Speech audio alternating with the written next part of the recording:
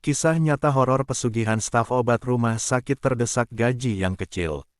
Di kota kecil bernama Cindera, terdapat sebuah rumah sakit tua yang dulunya menjadi kebanggaan masyarakat. Dengan bangunan yang megah dan fasilitas medis yang modern, rumah sakit ini pernah menjadi harapan bagi banyak orang. Namun, seiring berjalannya waktu dan minimnya perawatan, reputasinya mulai memudar. Kini, dinding-dindingnya yang catnya mengelupas dan lorong-lorong yang sepi membuatnya menjadi lokasi yang menakutkan, dikelilingi oleh kisah-kisah hantu dan misteri. Di tengah suasana mencekam ini, Immanuel, seorang asisten apoteker berusia 27 tahun, bekerja di rumah sakit tersebut. Penampilannya sederhana, ia memiliki tubuh kurus dengan wajah yang tampak lelah akibat kurang tidur. Mata coklatnya seringkali terlihat sendu, mencerminkan beban hidup yang ia tanggung. Setiap hari, Immanuel menjalani rutinitas yang monoton, mengatur obat-obatan dan membantu para dokter. Meski ia terlihat tenang, hatinya bergejolak. Immanuel lahir dari keluarga sederhana. Ayahnya seorang buruh pabrik, sementara ibunya bekerja sebagai penjual makanan keliling.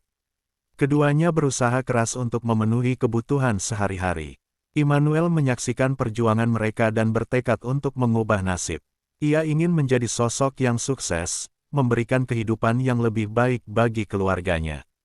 Namun, harapan itu seolah sirna ketika ia menyadari besarnya biaya hidup dan utang yang menumpuk. Gaji yang ia terima tidak pernah cukup, dan utang yang harus dibayar membuatnya terjepit. Dalam keputusasaannya, ia mulai mendengar bisikan tentang pesugihan, sebuah praktik gelap yang menjanjikan kekayaan instan dengan imbalan mengorbankan sebagian dari jiwa. Cerita-cerita ini datang dari rekan-rekannya, yang sering berbagi kisah tentang orang-orang yang telah berhasil mendapatkan harta berlimpah melalui kontrak dengan roh. Suatu malam, saat Immanuel menjalani shift malam sendirian, suasana di rumah sakit terasa lebih menekan. Lorong-lorong yang biasanya tenang kini dipenuhi dengan suara bisikan halus, seolah ada sesuatu yang menunggu untuk mengungkapkan rahasia. Ia merasa gelisah, dan ketika jam menunjukkan tengah malam, ia melihat bayangan-bayangan samar bergerak di tepi penglihatannya. Immanuel berusaha mengabaikannya, tetapi ketakutan mulai merayap ke dalam dirinya. Dalam keheningan, ia teringat akan kisah-kisah kelam yang pernah diceritakan para staf lain, tentang roh-roh pasien yang tidak bisa tenang, tentang suara jeritan yang terdengar di ruang operasi yang sudah lama tidak digunakan. Rasa ingin tahunya dan ketakutan bergumul dalam diri, menciptakan ketegangan yang semakin hebat. Immanuel pun memutuskan untuk berjalan-jalan di koridor yang gelap, tidak tahu bahwa langkahnya akan membawanya ke dalam dunia yang lebih dalam dan berbahaya. Di saat itulah, sebuah suara lembut dan menggoda memanggilnya dari arah ruang operasi. Suara itu memancarkan aura misterius dan menjanjikan kekayaan yang tak terbayangkan. Immanuel tertegun, terjebak antara rasa takut dan keinginan untuk mengubah nasibnya. Saat ia melangkah lebih dekat, kegelapan di ruang itu tampak semakin pekat, dan ia menyadari bahwa hidupnya akan segera berubah selamanya. Inilah awal dari perjalanan Immanuel, sebuah pencarian yang akan menguji batas moral dan kemanusiaannya, menjadikannya terjebak dalam perjanjian yang tidak terduga dengan kekuatan gelap. Malam itu, suasana di rumah sakit Cindera terasa mencekam. Immanuel, yang biasanya tenang, kini diliputi kecemasan. Setelah selesai mengatur obat-obatan di apotek, ia memutuskan untuk menjelajahi koridor-koridor sepi. Setiap langkahnya menggema di dinding-dinding dingin, menciptakan kesunyian yang semakin menakutkan. Ketika ia melintasi ruang-ruang yang gelap, bayangan-bayangan seolah bergerak, dan suara bisikan mulai mengisi udara. Saat melewati ruang operasi tua yang sudah tidak terpakai, Immanuel merasakan getaran aneh. Pintu yang sedikit terbuka seolah memanggilnya, dan tanpa sadar, ia melangkah masuk. Dalam kegelapan, aroma antiseptik bercampur dengan sesuatu yang lebih menakutkan, sebuah kehadiran yang tidak dapat ia jelaskan. Di sudut ruangan, cahaya samar dari lampu yang berkedip-kedip membuat bayangan di dinding tampak hidup. Di tengah ketidakpastian, suara lembut itu kembali memanggilnya, "Immanuel, datanglah. Aku tahu apa yang kau inginkan." Suara itu seolah meresap ke dalam jiwanya, menghapus semua keraguan. Rasa ingin tahunya mengalahkan rasa takutnya, dan ia mendekati sumber suara. Di sana, ia melihat sosok gaib berdiri, diselimuti kegelapan dengan mata berkilau seperti zamrud. "Siapa kau?" tanya Immanuel, suaranya bergetar. "Aku adalah dukun dari zaman yang telah lama berlalu," jawab sosok itu. "Aku bisa memberimu kekayaan yang kau impikan.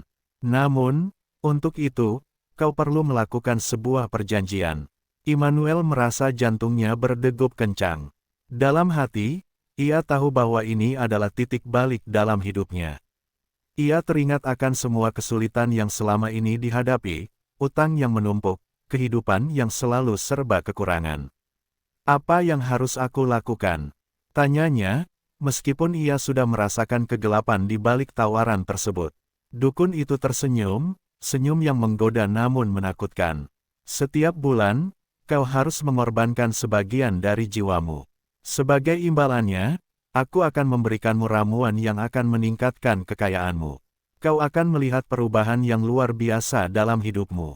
Immanuel terdiam, terjebak dalam dilema moral. Ia berpikir tentang keluarganya, tentang masa depan yang lebih baik. Di satu sisi, tawaran ini adalah kesempatan yang tidak boleh dilewatkan. Namun, di sisi lain, ia merasa ada sesuatu yang sangat salah. Suara bisikan dari roh-roh pasien yang terdengar samar-samar di telinganya seolah memperingatkan, namun ambisinya mengalahkan segala rasa takut. "Baiklah," akhirnya Immanuel mengucapkan kata-kata itu, "aku setuju." Dengan perjanjian yang terucap, Immanuel merasa seolah beban berat di pundaknya terangkat. Dukun itu melambai, dan seketika, ruangan itu dipenuhi cahaya misterius. Immanuel merasakan aliran energi yang menggetarkan, seolah sesuatu yang kuat masuk ke dalam dirinya. Ia tidak tahu bahwa ia baru saja mengikat dirinya dalam kontrak gelap yang akan mengubah hidupnya selamanya. Setelah pertemuan itu, segalanya tampak berbeda. Immanuel mulai merasakan perubahan kecil dalam kehidupannya. Gaji yang biasanya pas-pasan tiba-tiba meningkat, dan ia beruntung dalam lotre kecil. Masyarakat di sekitarnya mulai memperhatikan perubahan ini, menciptakan rasa iri dan kekaguman. Namun, di dalam hatinya, ketakutan mulai tumbuh. Ia sering terbangun di malam hari, terjaga oleh jeritan dan bisikan roh yang merintih. Malam demi malam, Immanuel berjuang melawan suara-suara dalam kepalanya. Ia terjebak antara kesuksesan yang baru ditemukan dan rasa malu serta ketakutan akan konsekuensi dari perjanjian yang telah ia buat. Semakin ia menikmati kekayaan, semakin kuat pula bayangan yang menghantuinya, roh-roh yang menuntut balasan atas keserakahan yang telah ia pilih. Ketidakpastian menggelayuti pikirannya, dan Immanuel merasa terjebak dalam lingkaran gelap yang tidak bisa ia hindari. Ia menyadari bahwa jalan yang ia pilih tidak semudah yang ia bayangkan, dan kegelapan di balik kekayaan mulai menampakkan dirinya. Apa yang akan terjadi selanjutnya? Akankah Immanuel mampu mengatasi semua ini? Ataukah ia akan terperosok lebih dalam ke dalam kegelapan? Setelah perjanjian gelap itu, kehidupan Immanuel berubah secara drastis. Awalnya, segalanya terasa sempurna. Gajinya meningkat, dan ia mendapatkan bonus yang tidak terduga. Ia mulai membeli barang-barang mahal, pakaian baru, smartphone terbaru, dan bahkan mobil kecil yang selama ini hanya bisa ia impikan. Teman-teman dan rekan kerjanya mulai mengaguminya, dan pujian itu membuatnya merasa lebih percaya diri. Namun, di balik kebahagiaan itu, bayangan gelap mulai membayangi hidupnya. Setiap malam, Immanuel terbangun dengan keringat dingin, dikejar oleh jeritan roh-roh yang tidak bisa tenang. Suara mereka seolah mengisi ruang kosong di kepalanya, menuntut perhatian dan balasan. Meskipun ia berusaha mengabaikannya, ketakutan mulai menggerogoti jiwanya. Ia sering melihat bayangan-bayangan samar di sudut matanya, dan saat ia berusaha menatap lebih dekat, sosok-sosok itu menghilang. Ketika Immanuel merasa bahwa hidupnya semakin baik, ia tak menyadari bahwa setiap bulan, ia harus memenuhi syarat perjanjian dengan dukun. Ia harus memberikan tumbal sebagian dari jiwanya. Awalnya, Tumbal itu terasa seperti sebuah ritual yang tidak berarti, namun seiring berjalannya waktu, ia mulai merasakan dampaknya. Setiap kali ia melakukan ritual, ia merasa semakin kehilangan bagian dari dirinya. Kegembiraan yang dirasakannya mulai tergantikan oleh kekosongan. Suatu malam, Immanuel menghadiri sebuah pesta yang diadakan oleh rekan kerjanya. Musik yang meriah dan tawa teman-temannya membuatnya sejenak melupakan beban yang menggerogoti pikirannya. Namun, saat ia melangkah keluar untuk mengambil napas segar, ia mendengar suara lembut yang memanggil. "Immanuel, kenapa kamu mengabaikan kami?" Suara itu berasal dari arah gelap di belakang taman rumah. Mendengar namanya disebut, jantungnya berdegup kencang. Ketika ia mendekat, ia melihat sekumpulan roh pasien yang pernah dirawat di rumah sakit. Wajah mereka tampak penuh kesedihan, dan mata mereka dipenuhi rasa sakit.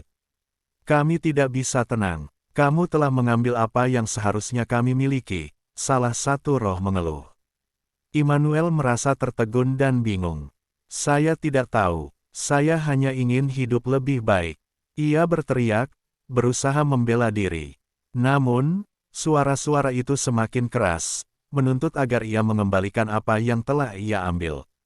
Ketegangan semakin meningkat saat Immanuel menyadari bahwa kekayaannya datang dengan harga yang sangat tinggi. Ia merasa terjebak dalam siklus keserakahan yang tidak ada ujungnya. Di siang hari, ia berperan sebagai orang sukses, sementara di malam hari, ia menjadi mangsa ketakutan dan penyesalan. Setiap bulan, saat waktu untuk melakukan ritual tiba, Immanuel merasakan keraguan yang semakin mendalam. Ia mulai mempertanyakan keputusannya untuk terlibat dalam pesugihan. Namun, rasa takut akan kembalinya kehidupan lamanya, kemiskinan dan kesulitan, menguatkan tekadnya untuk terus melanjutkan jalan ini. Di tengah tekanan batin yang semakin berat, Immanuel mendengar kabar tentang seorang dukun lain yang mungkin bisa membantunya menghentikan semua ini. Namun, mendapatkan bantuan dari dukun lain juga berarti berisiko, dan ia harus mempertimbangkan konsekuensi yang mungkin dihadapi. Apakah dia berani mengambil langkah itu? Atau akankah ia terus terjebak dalam perjanjian yang telah mengubah hidupnya selamanya? Pada titik ini, Immanuel berada di persimpangan jalan, terjebak antara keinginan untuk mendapatkan kekayaan dan rasa takut akan kehilangan jiwanya. Setiap malam, suara-suara dari roh-roh itu semakin mendalam, dan ia menyadari bahwa jalan keluar tidak semudah yang ia bayangkan. Ketakutan, keraguan, dan penyesalan mulai mengubah hidupnya menjadi mimpi buruk yang tak terhindarkan. Malam itu, Immanuel duduk di ruang tamu rumahnya, dikelilingi oleh barang-barang mewah yang kini menjadi bagian dari hidupnya. Namun, perasaan cemas dan ketidaknyamanan terus menghantuinya. Suara-suara roh yang meminta balasan semakin sering muncul, menuntut harga atas keserakahan yang telah ia pilih. Ia merasa terjebak dalam dunia yang penuh kemewahan namun tidak memiliki makna. Ketika jam menunjukkan tengah malam, Immanuel merasakan kegelapan menyelimuti pikirannya. Suara lembut dari dukun yang pernah ia temui kembali bergema di telinganya. "Untuk membebaskan dirimu, kamu harus mengembalikan apa yang telah kau ambil." Kata-kata itu menghantui setiap langkahnya, dan ia tahu bahwa ia harus mengambil tindakan. Dengan tekad bulat, Immanuel kembali menuju rumah sakit, ke ruang operasi tua tempat perjanjian itu dibuat. Langkahnya terasa berat, dan saat ia memasuki ruangan, suasana tiba-tiba berubah, udara menjadi dingin dan berat, seolah ada sesuatu yang mengawasinya. Di tengah kegelapan, sosok dukun itu muncul kembali, kini dengan wajah yang lebih menyeramkan, seolah mengungkapkan semua kengerian yang telah terjadi. "Apa yang kau inginkan, Immanuel?" tanya dukun itu, suaranya penuh dengan nada ancaman. "Apakah kamu ingin membatalkan perjanjianmu?" "Ya," Immanuel menjawab dengan tegas, meskipun hatinya bergetar. "Aku ingin bebas. Aku tidak bisa terus hidup seperti ini. Aku tidak ingin mengorbankan lebih banyak lagi." Dukun itu tertawa, suara yang menggema di seluruh ruangan. "Membatalkan perjanjian bukanlah hal yang mudah. Kamu harus mengembalikan semua yang telah kau ambil, dan rasa sakit dari pilihanmu akan menyertai." Dalam momen klimaks, Immanuel merasa terpojok. Ia tahu bahwa untuk membebaskan diri, ia harus mengorbankan semua kekayaan yang telah ia kumpulkan. Dengan hati yang berat, ia memutuskan untuk mengadakan pertemuan di rumah sakit, mengundang mereka yang membutuhkan, mereka yang telah diabaikan dalam proses mencari kekayaan. Di malam pertemuan, Immanuel menyiapkan segala sesuatunya. Ia mengundang orang-orang yang membutuhkan perawatan tetapi tidak mampu membayar biaya rumah sakit. Dengan penuh harapan, ia menyumbangkan semua kekayaannya untuk mengubah rumah sakit itu menjadi pusat penyembuhan bagi masyarakat. Saat ia memberikan donasi, ia merasakan beban yang berat di pundaknya mulai terangkat.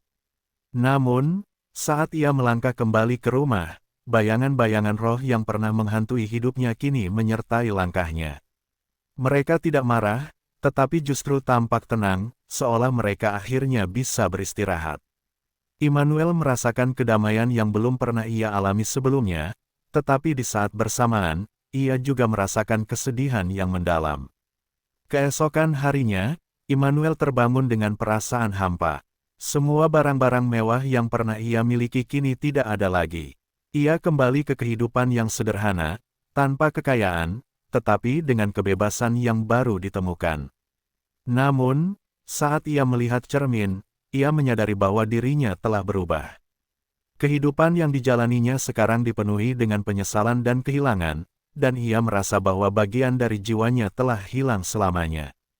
Di akhir cerita, Immanuel menyadari bahwa meskipun ia berhasil membebaskan diri dari perjanjian gelap, harga yang dibayarnya sangat tinggi.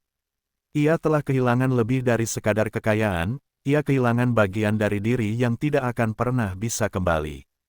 Suara-suara roh yang dahulu mengganggunya kini menghilang, tetapi kesedihan dan penyesalan akan selalu menghantui setiap langkahnya. Cerita ini berakhir dengan Immanuel yang berjalan menyusuri jalan setapak di samping rumah sakit yang kini dipenuhi dengan tawa anak-anak dan harapan baru. Namun, di dalam hatinya, ia tahu bahwa perjalanan ini mengajarkan pelajaran berharga, kekayaan yang dicari dapat membawa kita pada kegelapan, dan kadang-kadang, jalan menuju kebahagiaan tidak harus ditempuh dengan cara yang keliru. Ia berharap bahwa orang-orang di sekitarnya bisa belajar dari kesalahannya dan tidak terjebak dalam pesugihan yang menyesatkan. Dengan pemikiran itu, Immanuel melangkah maju ke dalam kehidupan baru yang penuh harapan, meskipun dengan rasa sakit yang tak terpisahkan.